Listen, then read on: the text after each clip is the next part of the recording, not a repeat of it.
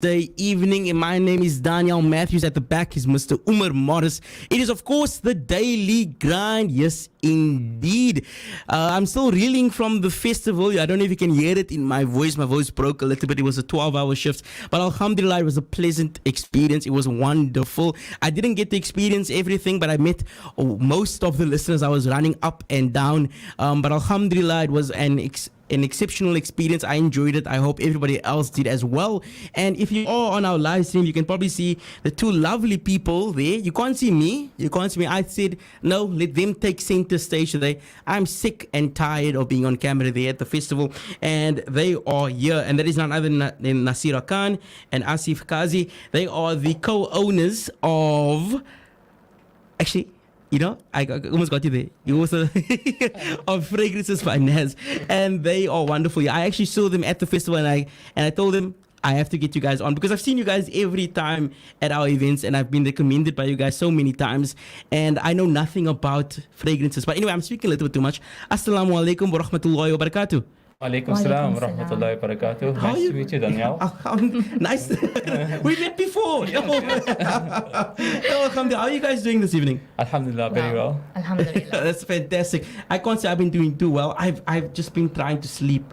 My mind is just off the pace. But also the summer heat. I don't like South African summers. I've never loved it even as a child. However, this is the Daily Grind, and we are here to promote local businesses. Now, could you enlighten the wonderful listeners on what exactly you guys do? It's kind of obvious by the name, but I want you guys to explain it a little bit more. Assalamu alaikum to all the listeners. So we basically started Fragrances by Naz in 2018, and the business sort of kicked off in 2019 during COVID. And we just started developing, coming up with ideas, because obviously a lot of people had time in their hands and being at home. And we decided to come up with lovely ideas. Besides the fragrances that we were selling, we thought of doing oud-scented sanitizers, and then we just grew into doing room mists, and eventually our product base and list just grew, and that's how we actually started. Oh, wow. No, I've seen the product base. I saw it at the festival. You guys had a wide range. Now, me, personally, I am not very knowledgeable about fragrances, perfumes. Me, I'm the type of guy, get out of the shower, roll on, take my daddy's attar on Eid and rub it on and say that it's mine, that kind of vibe. But you guys started in 2018, you guys had a soft launch, I believe, and then in 2019, you guys kicked off in the middle of COVID. I wanted to know what motivated you guys to start in this business exactly? I think for us, it was the concept of selling, and not just selling, but selling a product that people would actually buy and like. I mean, you could sell a product to anyone, but you obviously want that customer to like your product and be a return customer. So fragrance is something that makes people happy, and not just fragrance for themselves, but for their houses and homes and their cars, and it's just something that people always come back for more. So creating a product that people actually want more of, and when you create it from scratch, it actually makes the concept of selling your product more exciting. Oh, wow. So that's what actually motivated so you guys us. Make it from scratch. Yes. Wow. That is a little bit profound, because as you guys already know, as working in the industry, a lot of the time it's imported products that are sold. It's very rare that we have our own locally produced perfume and fragrances. But I want to know, did you guys have history in the industry when you entered, or did you guys just take a leap of faith in something you enjoyed and you wanted to pursue? We actually just took a leap of faith, to be honest. Perfumes was always something we both liked using, but to actually sell it was like a challenge. But we thought, why not? Why not try something and see if people like it? And alhamdulillah, it's just been good. No. Of course, like I tried some of them. I couldn't purchase because I had to literally run around, and sometimes I couldn't even eat at the festival. But Asif gave me like a few testers, and I smelled them. I was like, they are absolutely divine. And I actually thought I should have bought some, but my mind was just racing with so many other things for my father, because my father loves perfumes. I'm not that kind of guy, but my father, he's one of those, as you know, uncles of old that are very much over the appearances and the taste and the smell of the smell. And I wanted to actually inquire on that. Now, you mentioned there that when you started off, you guys took a leap of faith. You guys, it was kind of risky. Of course, as any business is, it's always risky when you take that leap of faith. But what's even riskier is the fact that you guys weren't really a part of the industry, but then you also managed to make your own fragrances. And I wanted to know, how did you guys get into that exactly? I'm so confused into how one actually gets into that market. Yeah, well, I can tell you from there, it wasn't easy. You know, we literally just stayed at home and sort of come up with ideas. I mean, everyone needed sanitizers at the time COVID was around, and there was a shortage of them. Then eventually, you know, after using it so often and stuff, we started realizing this thing actually smells terrible. You know, so why not actually produce something, add a little bit of oil in it, and you know, get a good scent out of it. And alhamdulillah, from the first moment when we introduced oud into the sanitizers, people were just crazy about it. We had shops wanting to stock the products. We had customers coming and wanting different scents in it as well. So that whole experience and that whole drive that took us through, it was unbelievable. Okay, so you guys in the beginning just began with experimenting, trying to improve on the sanitizers, which I must agree, some of them smell absolutely horrendous, just like many cleaning products. They do the job, the job, but the fragrance and the smell that comes out of it is not that great. You kind of want to avoid that entire area until it clears.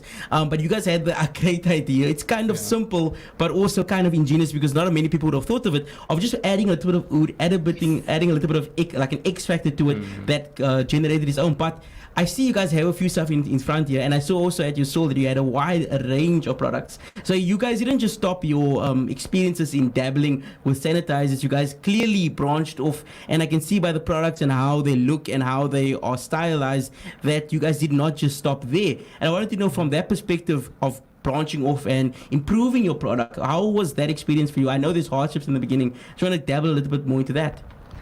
I think there's always challenges involved, especially when trying to come up with new products as well. And I think our biggest challenge was actually working from our living space, our home, and trying to juggle manufacturing products. And I mean, there's a lot that goes into it, from bottling to packaging, and then advertising, and then also juggling our day jobs, and then raising 2 little boys in between. Oh, wow. But it's been a good challenge.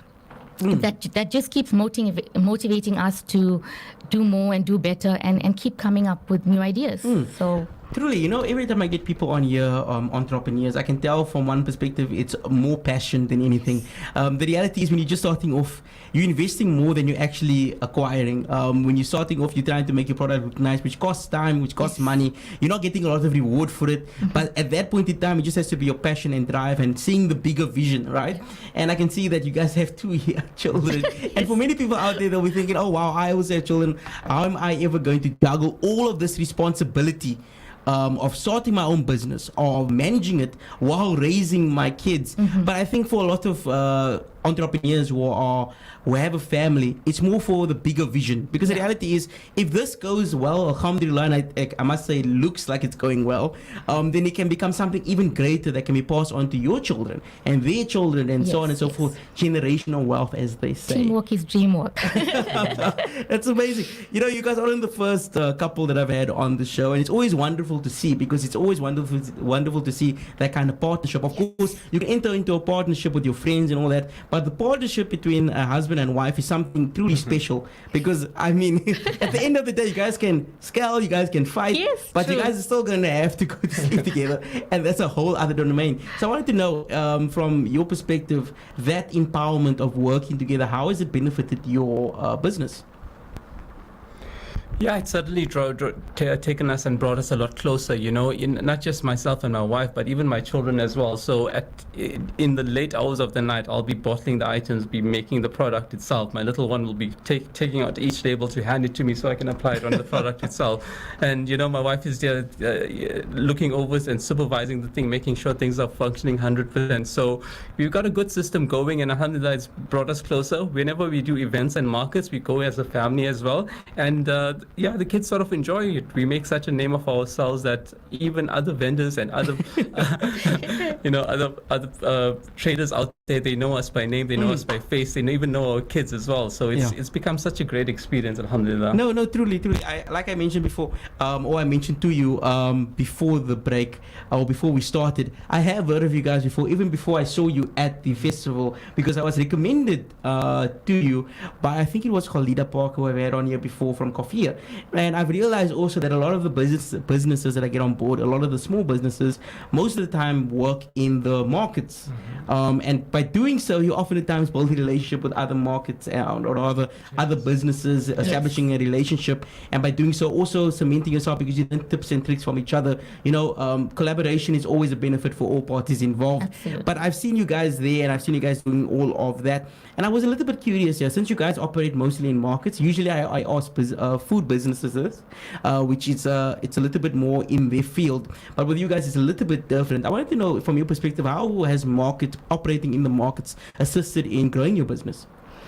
I have to say it has picked our business up a lot because we get to meet lots of people. And the nice thing about it is building our clientele in such a way where people follow us and on social media and tend to come to all the markets that we at. And it's so nice seeing these customers looking for us, coming to find us and get their stash of our products when they run out and things like that. So alhamdulillah, the markets has been great for building our customer base, for new customers, and also for our old customers as well that come there to get stock of their products. And yeah. Yes, truly. I mean, the markets offer a different experience, as I saw there, as you guys know, at the Voice of the Cape Festival. It offers an opportunity to broaden your reach, but also to cement your relationship with the customers that you already have. Yes. Because the reality is that at the market, it's such a big event. There's so many things on sale. There's food on sale. There's so many people come on through that oftentimes you meet old faces, but you also see new ones, and the old faces recommend the new ones and things of that nature. But you guys are a young couple, so you guys are way more familiar in line with social media, the impact of social media, the power that it provides to small businesses as yourselves. And I want to know, talk a little bit more about that, the impact of social media in bettering your business. How does it assist? How do you guys keep up with everything? Because I'm sure there are uncles and aunties out there that have their own businesses and they're just baffled by the entire experience of social media. I've had them on board here where they hire their children to assist. And I want to know, from your perspective, how have you guys grown that reach and how has it assisted you? Yeah, absolutely. I mean, if you're selling a product and if you're good at manufacturing something, it's not going to sell itself. You literally have to be out there sharing that experience with the customers itself. And obviously, through COVID and so on, we didn't have that opportunity where we could actually have that face-to-face, one-on-one experience with the clients. So what we did was we tried to do online sort of sales. Go to Facebook, go to Instagram, sort of. And I tell you this, from the start, you can be good at making a product, but if you're not good at marketing and branding and all of that, then you're literally not going anywhere. You have to put your time into each and every aspect and treat it as a main part of your business as well. It's a priority as well. I mean, it gets you that reach because you can understand just by going out there and doing events or doing store sales, you're only going to get just one selective niche market, but you need to be on the social media daily as in. No, truly. But with that, we're going to have to go for some commercial news, pay the bills. When we're back, it's more of the daily grind, so stay tuned. Pakistan is facing extreme natural crises due to heavy rains and disastrous flooding. More than 33 million people have been affected, with over 2 million homes destroyed. Ashraful Aid is on the ground, helping affected people to recover from this natural disaster. Donate now and be a part of the relief effort. With your help, we can make a difference for those who need it most. Visit our website to find out more at www.ashrafulaid.org. Come on, baby, come on. Ja, dat daar weer die staten, man. Hij is hier die staten, hij is hier, weet je. As jy presies die staten. Maar dat jy wil net slim wees. Nou sê vir my, waar in die goeie wat te Kaap gaan ons nou 'n battery kry? Universal Motors. A New Woodlands Highlands Drive. Okay. Het jy airtime? But of course I got. 021-374-1082. As 'n klein 9 o'clock. Ja, now they open from 9 a.m. till 10 p.m. Nou let's go. Ek het jou gesê is die battery nie. Start your day the Mug and Bean way with a hot cappuccino and a generous breakfast. Mug and Bean Kenilworth Centre serves a wide range of breakfasts, including omelets, bagels, eggs Benedict, and even healthier vegetarian options too. Mug and Bean Kenilworth Centre, strictly halal, ICSA certified. Call and collect orders now on promotion. With every 150 rand spent on takeaways and get a free Asian cauliflower bite or a portion of wings absolutely free. Discover the Africa of your dreams and surround yourself with spectacular beauty. Relax beneath the serene sunsets and explore wildlife at its natural best. It's where the pride of Africa comes together. Voted world's leading luxury safari park, Kwantu Private Game Reserve. Get to know the Big Five and enjoy our luxurious facilities with various 5-star accommodation types. Enjoy tantalizing world-class halal cuisine while we pamper you during your stay. Indulge in the true African experience. For reservations, call now on 042 203 1400 or visit kwantu.co.za. Kwantu Private Game Reserve, the place of gathering. Itchy feet? Are your athlete's feet getting out of hand? Do you suffer from ingrown toenails? Is cutting your toenails more of a pain than the toes itself? Calluses, corns, and bunions is not what you asked for. Rescue your feet now at Feet for Life. Feet for Life. We treat all foot-related problems like diabetic feet, foot screening, and basic foot care. Visit Feet for Life at our 3 branches in Constantia, Rondebosch, and Mitchell's Plain. Contact them on 067 988 6045 or go to their website on www.feedforlife.co.za to book your appointment now. The Voice of the Cape, 91.3 FM stereo. The Daily Grind.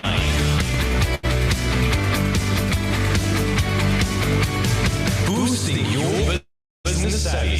Assalamu alaikum rahmatullahi wa barakatuh. Welcome back to the Daily Grind. I have in studio fragrances by Naz. You can see them here on the live. You can see their beautiful faces and you can see what they're going to be showcasing a little bit later. Now, before the break, as if you were talking in relation to bettering your quality, marketing yourself, mentioning the fact that the reality is that even if you have one of the greatest products in the world, if nobody sees it, they're not going to purchase it. But what I can see in front of me is quality products. Not only because I know that inside of these bottles, inside of that jar, it's going to taste absolutely fantastic, but more so I can see that you guys have taken a lot of time in stylizing it, in making it exceptionally presentable in a standard that is almost akin, or no, actually it is akin and even better than some of the top brands that you see at the supermarkets where they have those aisles with the fashion and all that. I usually stay away from those aisles. I let my mother dabble in that. But I can see you guys have taken a lot of effort into that. Can you just talk more about that in regards to bettering your product? Because I can see from starting off putting oud in sanitizer and selling that off, you guys have really upgraded your quality in what you produce. Yeah, thanks for that, Daanyaal. I mean, certainly, we put a lot of time and effort into it. Our obviously main priority is actually getting the quality right.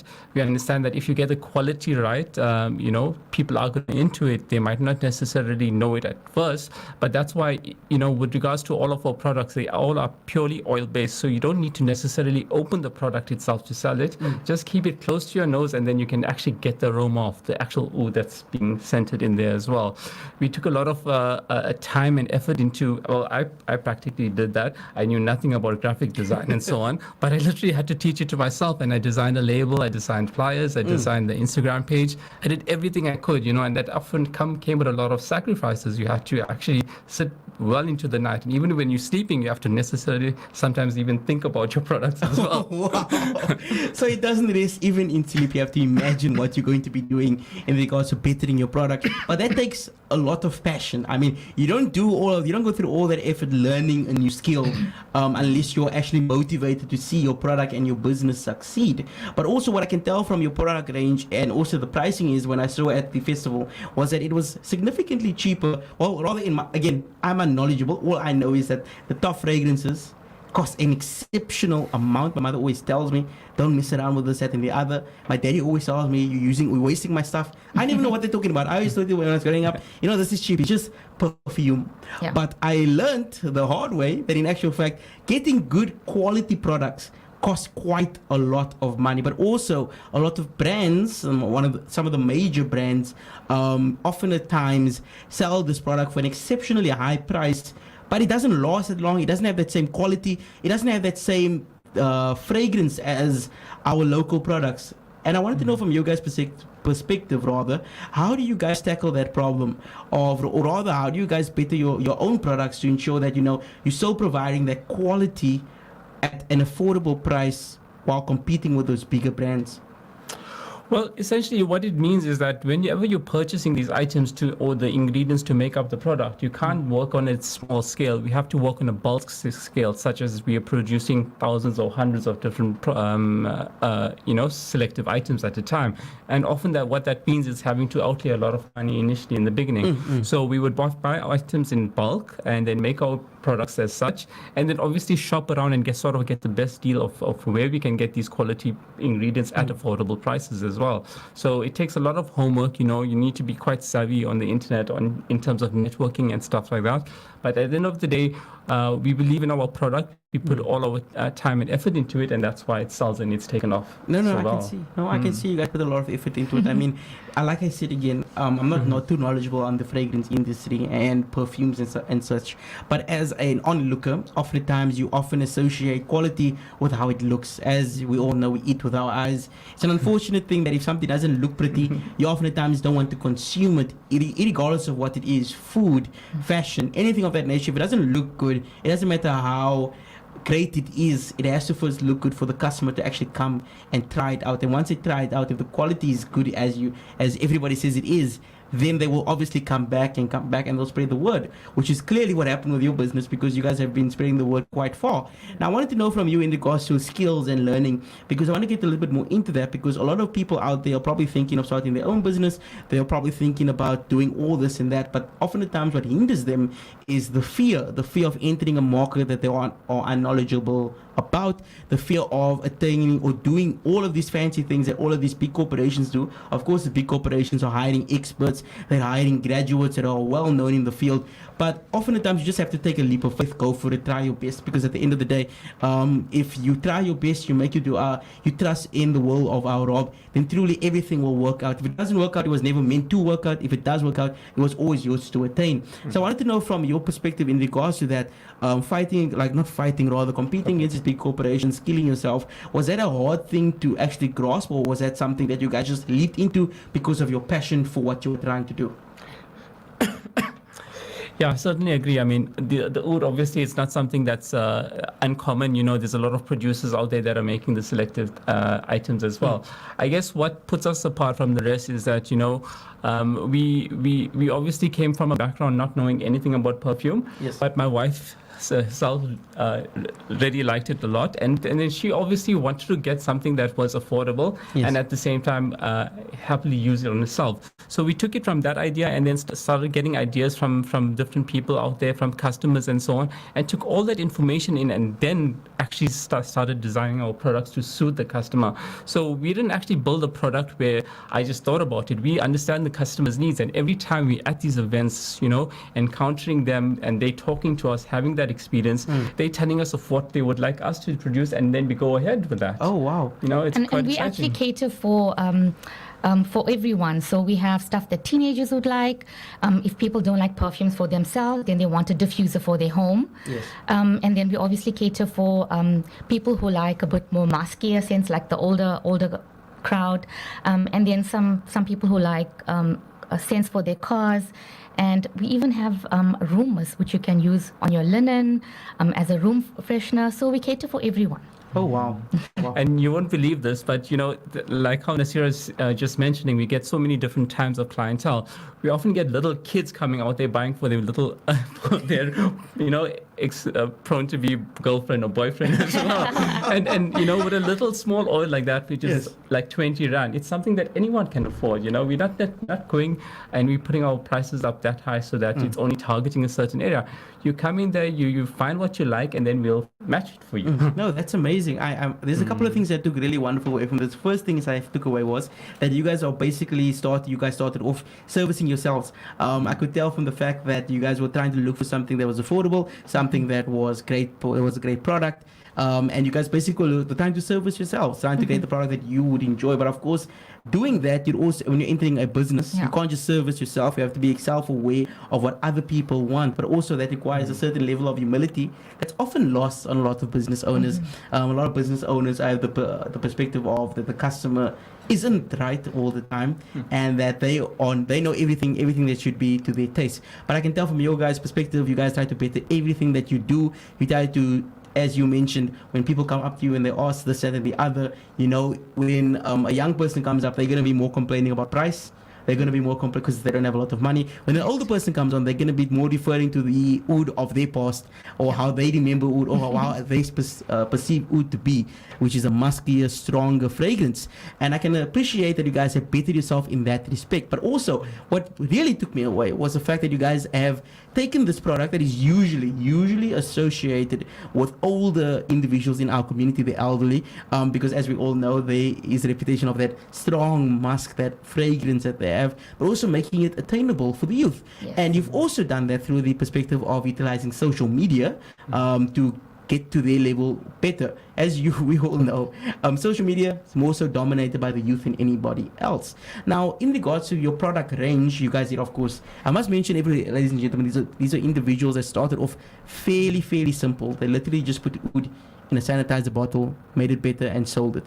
Literally, that was how simple it was. That simple modification got them to the level where they are now. Simple starts, greater realities in the future. Now, I wanted to talk about that a little bit more because you interested me a little bit there. You mentioned all of the range that you have, from the normal fragrances, the musk, the oud, but also you guys branched off. You mentioned then how you have products for fragrances for cars. You have distillers in the house. It makes the house smell absolutely divine. I've smelled it, so I know it's amazing. The power of a fragrance is remarkable, I must tell you. But I wanted to know from your perspective, how did you guys actually explore to get into those markets? Was, as you mentioned, you listened to your customer base. They came up with all of these things, but a lot of the times the customers don't always tell you what they want. Sometimes you actually have to have that little bit of genius in your head to actually to take that step, to take that leap, and actually produce a product yourselves. Yeah, I certainly can agree with that. I mean, going into this and just by starting with a simple fragrance, you can't always just bank on that and expect that to take you off. You always got to be thinking ahead of the market. What can I do next? What can I produce? What will actually be a need in customers' home, not just a want? and often we find that, as you mentioned, smell is the main thing that draws people's attention. So if it smells great, then automatically your body reacts to it, and then you're like, I want it. I must get this for myself. And often we have so many sort of resellers or restockers. Just a simple thing like the car perfume has taken off so well because we often spend so much of time in our car, whether we're commuting to work or back. So why not keep something in your car that actually helps the traveling to become a little better itself? And we can save that for home as well. We often spend a lot of time at home. We're having guests over. So a product like this, which is our diffuser, is not only appealing but actually smells great as well. And because we source the perfect ingredients for this, you're not going to put this product in your shelf or on your home and then within 2 to 3 months it's going to disappear. This product will actually last you up to a year. A year? Because it's got pure oil in it. It's not mixed with any alcohol products. And that's why you're going to get the best out of it. MashaAllah, a year? Yeah. Wow. Okay, wait, I'm a little bit taken aback with that. I didn't get that from my daddy. Anyway, thinking out loud there. Now you guys did bring a couple of products in, and I wanted to just take me through it, what you guys have in front of us, and so that the people can understand. Because, ladies and gentlemen, the diffuser you were speaking of, he actually has in the studio. You can go to the Facebook and YouTube and you can see him presented right now. So can you just take us through the products that you brought with us, and also, just take us through what you have. Okay, so here we have the famous sanitizer, which we started off with. We've got them in different scents. I've got Huda here and Malaki.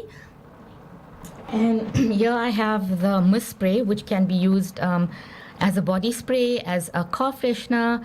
You can even use it on your linen. So that's quite a multi-use spray. And then we have our EDPs. This is actually quite a famous one called Saffron. Very popular. And the nice thing about our products is that we don't just target male and female. I mean, I don't just get males coming in asking for a specific brand. With scents, it's what you actually like, that what's going to appeal to you. And then here I have our diffuser, which has taken up very nicely. This one specifically is an oud, bakur. And it comes with the reed sticks that goes into it. And then here I have our car freshness. And then this little product here is actually what we give our customers as a free gift. It's a scented sanitizer. Oh wow. And No. Cute little pocket sanitizer. I must say, I'm taken aback by the range of products, as I mentioned earlier, because I would never have thought of going into all of these different directions, especially with the diffuser. I think that's an absolutely marvelous thing, but also it looks fantastic. It was the first thing when it came in. I was like, wait, what is that? It looks absolutely professional in how it's presented, which is why I was so taken aback by it. But also, I wanted to know from the products that on here, what can people expect when they come to your store or they come to see you at the market? Yeah, so would relate to our products. Firstly, it's not just about the one set and it being an oud scent. You know, we often have 10 different oud scents, and in those oud scents, we have everything from the range of spicy, woody, citrus, nutty, musky as well, and even a fresh scent. This one that's called huda. It's actually become such a popular ingredient or item that often people will want it, whether they're male or female. You know, it appeals to both sort of sexes. And just lately, also, I think it was last year, we introduced something for like a baby sort of scent called Owl. We call it our baby fresh oud. And I tell you, you know, we even get customers as old as they are often spraying that onto their bedding or linen and find that it helps them actually sleep It's a lot actually better. a comforting smell, having a baby scent on their pillow and helps them to sleep. I've actually had a customer request it for that purpose. Oh wow. Oh, multi-range indeed. Yes, and a lot of mommies like to use it in their nursery. So it's actually called Owl, and it was inspired by our kids. And we thought of coming up with something that also will appeal to mommies and for kids as well. So yeah, it's a lovely baby fresh scent. Oh wow, no, that's a little bit amazing to me. No, I actually love it when you guys speak about that, or when family owners or family businesses come on and they talk about the impact that it has of not only their kids but also their spouses and their family. How you find motivation in that. Often at times, of course, as parents, you look at your children and they motivate you to actually go further. They motivate you to take that leap, because the reality is you're looking forward to giving this on to them and creating wealth so that you can give back to them when they're older and they want to go for university or something, and you can actually purchase them those things. You don't have to struggle in the future, which is absolutely wonderful. Now, I'm going to ask a couple of questions here. Questions I didn't actually add to the question list that I sent you guys before. I don't add it because it's more of like a curveball, But I kind of already know in respect to what you're going to say, because I've already heard it throughout your talk. And this first question is in regards to your advice to those out there that were much like you once upon a time, that were sitting around and they were thinking to themselves, you know, I have this job, of course, I have these responsibilities, but this idea that has been bugging my mind, as all ideas usually start off with. They usually bug your mind, and there's something you always want to do, but it's always your fear that hinders you from going into it, because as I'm sure you guys have experienced, you have the fear of the reality of, you know, I have all these other responsibilities. How am I going to cater towards this business? I don't want to fail. Failure is often at times our biggest fear. Now, I wanted to know from your perspective, to those out there listening, those driving, those at home, what would your advice be to them, those that have this idea, they really think they can make it work, but you know, it's that one little bit of fear. They have 1,001 reasons on why it's going to fail, but you guys have taken that leap and found the 1,002nd reason on how to succeed. And I want to know from your perspective, what would your advice be to those listeners out there? I think it will definitely be starting off with obviously believing in yourself and what you're trying to create, firstly, and never giving up. I mean, you're going to be faced with challenges no matter what business you decide to venture off in. There's always going to be challenges. You just need to look ahead and see the bigger picture, and I think take on your challenges, take it on with whatever you have and all your might, and just believe in yourself and never ever give up. I mean, that's what we did. We just decided, and alhamdulillah, it's just grown. I mean, we've definitely we've been here from Durban. You know, we moved here and staying in Cape Town for the last 4 years now, and we had actually a lot of different opportunities, such as making coffee, doing our fruit business as well. Although it hasn't taken off as such, but you know, it's something. The perfumes is something we did concentrate on. We never gave up, like my wife just mentioned, and we put our heads to it. So alhamdulillah, you know, with with great effort comes great rewards. So and always making dua for it as well. So shukr. So the second question is now in respect to how you guys have operated, or rather your future. I always like to ask this question because I always want to find out in regards to what exactly the aspirations of the business owners that I interview. I mean, every business owner that I know every single one has an idea of where they want to be in the future, whether that is being a big brand, broadcasting from here to Timbuktu, and from Timbuktu to Turkey, and from Turkey to Makkah. Everybody has dreams, aspirations that they work towards, and those dreams motivate you to go further. So since you guys have been in operation since 2018, which was about 4 years ago, I want to know, where do you guys see yourself maybe in 4 years from now, inshallah? Well, I would actually like to have a store and probably grow a chain of stores one day, inshallah. But having a standalone store showcasing all of our products and just increasing our product range and our product base and just growing from there. But having a store, a lot of customers come up to us and ask us, do you guys have a physical store that they could go to? That's the most frequent question. That's one of our, and we would love to have a store and inshallah grow our business and maybe a chain of stores one day, inshallah. Alhamdulillah, it's such a nice thing to see that other stockists, other businesses want to keep our products. So we're hoping to leverage onto that, to expand our range across many different stores, and at the same time to not just limit ourselves just to the stores. What we often find is that we get smaller people who are running businesses from home, just selling products that we can actually has taken interest to us and actually started selling on their own. So alhamdulillah, if for them it's given them an opportunity to do something, and for us it's helping us grow business into areas such as Mitchell's Plain, Gordon's Bay, where we haven't actually touched on. Okay, so unfortunately we're gonna have to wrap this up now. It's really unfortunate. I wish I could speak to you for another hour or like another 30 minutes, because it's always wonderful speaking to business owners, gaining the insight, because it also increases my knowledge. But for those out there that are listening, briefly, can you just enlighten them as to how they can get in contact with you and how they can, of course, find you at Next Market? All right, so we actually got the biggest hit onto Google right now. So if you want, you can simply go onto Google, type in Fragrances by Naz, and you would actually find us as the first item on the list there. So from there, you can find our online store, our Instagram page, our Facebook, all our social media handles will be available. But because we're here today on behalf of Voice of the Cape, and we make shukr that to you for hosting us today, we want to give yourself, the three lucky listeners, gifts from us. Oh wow. And that giveaway will be running concurrently from now onwards until your giveaway. They'll go for us. So please, I will mention on the internet or on our social media pages how you can compete in that. I really have to wrap it up now. I truly apologize. Sorry, I just want to say quickly that our customers can also find us this weekend at the Cape Town Halal Market and as well as the Maynardville Garden Market. Yes, indeed. Go find them there. Support our local businesses, especially Cape Town Halal Market. They've also been on the show. I say to you too, shukran so much. Make to Adil All Ta'ala grant your business to go and achieve every single thing you mentioned here. Hopefully one day you open up that store and then I can come there and do an interview there, maybe, inshallah. But shukran so much for coming on board.